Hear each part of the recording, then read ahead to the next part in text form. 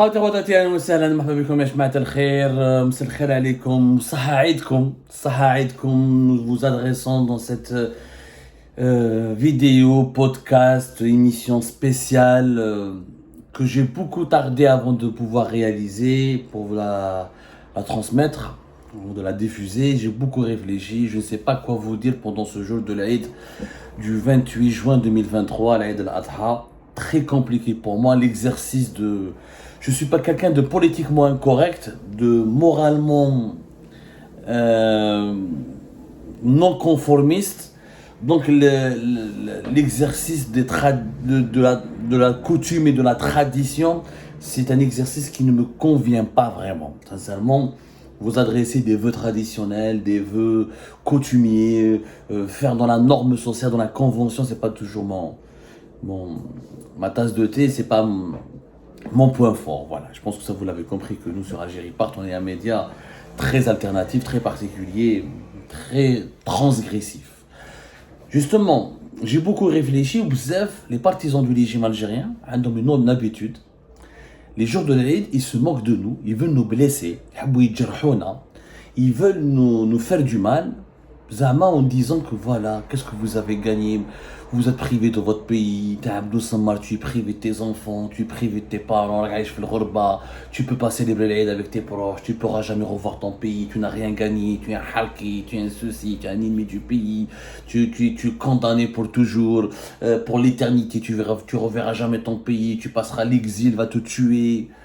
Ils veulent semer en nous la haine de soi, ils veulent semer en nous la sinistrose, ils veulent semer en nous cette angoisse profonde pour nous ranger notre âme et pour nous pousser vers le malheur absolu, un malheur suicidaire. Moi je vais vous dire une chose, que notre Eid, il est meilleur que le vôtre. Je m'adresse aux dirigeants algériens et à leurs chiétines et à leurs partisans et à leur armée de mouches électroniques et à leur armée de serviteurs zélés et cervelés. C'est un coup de gueule que je mets ce jour de l'Aïd parce que je suis désolé. Je vous adresse tous mes meilleurs vœux, tous mes vœux de prospérité, de bonheur à vos proches, c'est évident. Mais faire semblant que ce Aïd il est normal, non, ce n'est pas un Aïd normal en Algérie. Ce n'est pas un Aïd normal en Algérie quand nous avons un pays où des centaines de personnes sont emprisonnées pour des délits politiques. Je dis des centaines de personnes. Parce que le chiffre de détenus politiques en Algérie, il n'a jamais été révélé avec exactitude. Les collègues, nous avons que 300, ou la 250, ou la 290 détenus politiques, c'est inexact, c'est pas vrai, c'est imprécis. Il y a tellement d'Algériennes et d'Algériens qui ont fait de la prison pour un message sur Facebook, pour une opinion sur les réseaux sociaux, pour une vidéo, pour avoir parlé dans un cafétéria, pour une critique, pour avoir échangé sur WhatsApp ou sur Facebook Messenger avec un opposant, avec une personnalité de l'opposition, ou là avec une figure dérangeante du régime algérien, ou là pour avoir dit ou la critiqué un maire, ou là un wadi, etc. Il y a des centaines d'Algériennes et d'Algériens. Malheureusement, nous n'avons aucune organisation non gouvernementale indépendante qui est chargée de recenser tous ces détenus algériennes, toutes ces Algériennes, parce qu'il y a beaucoup de femmes, et tous ces Algériens qui croupissent en prison. Je dis bien qu'ils croupissent encore et toujours en prison pour un avis, pour une opinion politique, pour une position politique. Mais la Ligue algérienne de défense des droits de l'homme a été dissoute à la Belcom dans des conditions très particulières. Comment ça s'appelle, le Comité national de libération des détenus d'opinion, la ADDH, la Ligue algérienne de défense des droits de l'homme, qui a été dissoute vers novembre, vers la fin de l'année 2022, et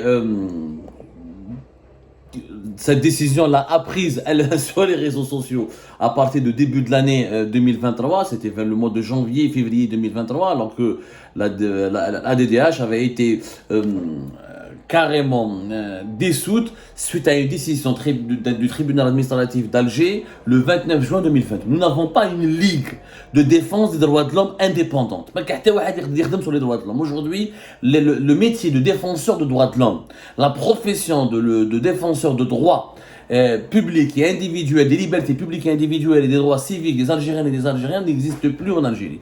Il y a des organismes gouvernementaux ou rattachés au gouvernement ou qui prêtent allégeance au régime algérien et qui ne font que raconter des salades. Le CNLD, le Comité national de libération des détenus, a une page Facebook. Ce n'est pas un organisme, c'est un collectif. Il n'a ni siège, il n'a ni la possibilité de se réunir, ni la majorité des partis politiques ou des organisations politiques qui l'accueillent, ses partisans, ont été dissoutes.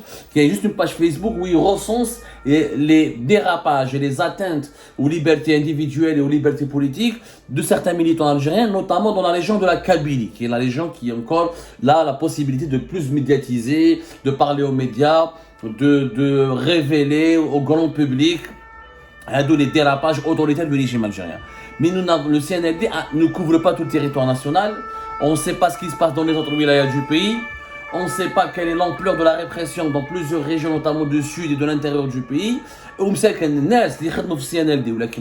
pas un travail, c'est du bénévolat. Les adhérents du CNLD ont eux-mêmes subi la répression, les intimidations et les menaces. Aujourd'hui, des avocats, je vous assure qu'en Algérie, des avocats ne peuvent même pas aller dans un tribunal et retirer un jugement d'un opposant, d'un activiste politique ou d'un journaliste indépendant. Parce que s'ils retirent le jugement, les autorités algériennes les assimilent à leur camp, comme quoi ils sont dans le camp de l'opposition, ils sont menacés, ils sont inquiétés, convoqués, on leur colle des affaires judiciaires. Un Lyon, depuis octobre 2022, condamné à mort depuis le 17 octobre 2022 par le tribunal criminel de première instance de Dal-Baïda.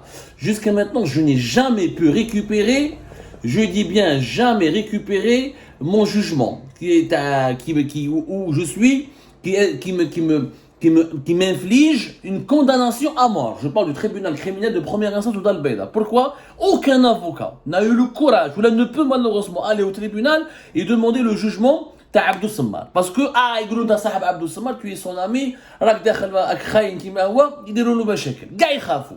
Aujourd'hui, nous vivons dans un climat de terreur généralisé. Les incarcérations se sont banalisées. La prison s'est banalisée. Les atteintes aux droits de l'homme se sont banalisées. À l'époque de Bouteflika, en 2017, 2016, 2014, 2015 et bien avant, quand un opposant est interpellé, quand il est placé en garde à vue, nom de l'Qiyama ou des rassemblements, ou LADDH, elle parle, la presse libre, l'Ouatan, liberté, ou les réseaux sociaux, etc., les organismes internationaux sont avertis, ou le gouvernement il panique, il y a une pression qui est exercée, et souvent, dans beaucoup de cas, la pression médiatique et politique finit par payer, et les opposants, les activistes sont relâchés. Ça, c'est à l'époque de Bouteflika. Sous l'Algérie de Tebboune, tu ne peux même pas médiatiser ton cas. Tu ne peux même pas, dans beaucoup de cas, avoir un avocat. Il ne reste qu'un petit groupe d'avocats, qui se déplacent d'une région à une autre pour défendre les détenus qui sont en prison. Mustafa Ben Jema'a, le journaliste, Qadi Ihsan, patron directeur de Maghreb Émergent de Radio M, Houssine Guesmi fi Adrar, Nordin Tounsi, le lanceur d'alerte fi Oran. Tous ces gens-là qui sont connus, qui sont en prison, ne sont que la face visible d'un iceberg beaucoup plus grand, beaucoup plus immense que ce qui est dit sur les réseaux sociaux, parce que le nombre impressionnant des détenus politiques en Algérie, il est beaucoup plus important qu'on le pense. Mais les avocats ne peuvent pas recenser tous les cas, ils ne peuvent pas défendre tous les cas.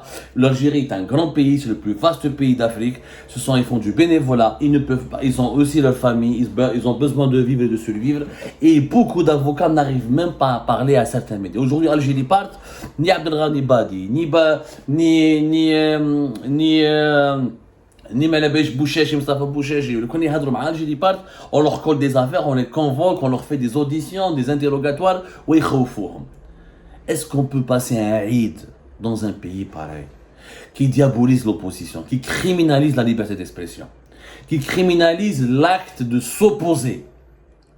Les dirigeants de la nouvelle Algérie sont eux-mêmes les prophètes sallallahu alayhi wa sallam, ou là sont eux-mêmes les descendants de Dieu, ou là les dépositaires de la vérité absolue. On ne peut pas célébrer un Eid dans ce pays-là. On ne peut pas célébrer, on ne peut pas prétendre partager la joie de l'Eid quand on pense à la maman de Mustafa Ben Jema'a, qui pleure son fils alors qu'il a été jugé dans des affaires de fuite d'Amira Bouraoui, une affaire avec Algérie Part. Toutes ces affaires ont été montées à la suite de quelques discussions WhatsApp et Facebook Messenger entre moi et Mustafa Ben Jema'a, et entre Mustafa Ben Jema'a et quelques sources ou la main Amira Bouraoui. C'est pas possible. Qui pense à la fille de Qadi Hussein Tenhinan qui lui a envoyé son père 25 000 livres sterling, 30 000 euros, pour aider son père à développer, à conserver ou à mettre à conserver, conserver la survie, à garantir la survie de Maghreb Émergent de Radio M. Et qui maintenant, son père se retrouve en prison, condamné maintenant à plus de 5 ans de prison ferme, minimum. Le procès en appel, le 18 juin dernier, c'était 5 ans, alors que le 2 avril avait été condamné à 3 ans de prison ferme. Et 2 ans avec sursis. Qui pense à la famille de Nordin Tounsi, à la famille de Hossein Ghasmi. Il y a d'autres qui ne sont pas en prison, qui m'a Saïd Boudoul, qui m'a Qaddar Chouicha, Jemila Oukil et d'autres, mais qui sont sous contrôle judiciaire, convoqués régulièrement, auditionnés régulièrement, harcelés par les services de sécurité, suivis, surveillés, et qui vivent dans une prison à ciel ouvert. Qui pense à ces militants, à ces journalistes? Quel est leur tort, quel est leur crime, si ce n'est d'être algérien et de vouloir et de souhaiter à l'Algérie un avenir meilleur et de militer politiquement pour un avenir meilleur? Mais au final, bien sûr, les exilés, parce que les gens croient que nous في الغربة رانا ملاح. كان جينا لاباس ما راناش في بلاد الناس. Je vous dire une chose, l'exil n'est pas un bonheur. L'exil n'est pas une joie profonde. L'exil, ce n'est pas qu'une accumulation d'émotions positives, loin de là. Ce n'est guère une situation confortable. Quand vous ne pouvez pas voir votre mère le jour de l'Aïd, quand vous ne pouvez pas embrasser vos enfants, quand vous ne pouvez pas vous recueillir sur la tombe de vos grands-parents qui sont morts récemment, quand vous ne pouvez pas sentir le jasmin de votre quartier natal, à Alger ou dans les autres grandes villes du pays ou dans les autres régions du pays, quand vous ne pouvez pas sentir le parfum de votre terre qui vous a vu naître, l'exil, ce n'est pas un bonheur. Mais malgré cela, notre Eid, il est plus joyeux, il est plus spirituel, il est plus merveilleux que le Eid. Je dis le Eid à ces dirigeants qui sont à l'origine de cette répression généralisée, de cette terreur généralisée. Pourquoi? Parce que nous finirons par gagner. Parce que l'histoire a démontré que les combattants des causes justes finissent toujours par gagner. Et que les despotes et les tyrans liés à des intérêts temporels finissent toujours par disparaître. Qu'est-ce qui me différencie peut-être, moi, de ces partisans du régime algérien qui m'insultent régulièrement? Qu'est-ce qui nous différencie, nous, les journalistes indépendants, les activistes sincères, de ces partisans zélateurs du régime algérien qui applaudissent nos malheurs, notre exil malheureux, ou nos condamnations à de la prison arbitraire, voire de la condamnation à la mort? Qu'est-ce qui nous différencie? La dignité et la fierté. C'est que nous avons une dignité parce qu'on se bat pour une cause juste qui est la libération de notre pays d'un système judiciaire, du joug d'un système autoritaire sur le plan politique, sur le plan judiciaire, et d'un système foncièrement mauvais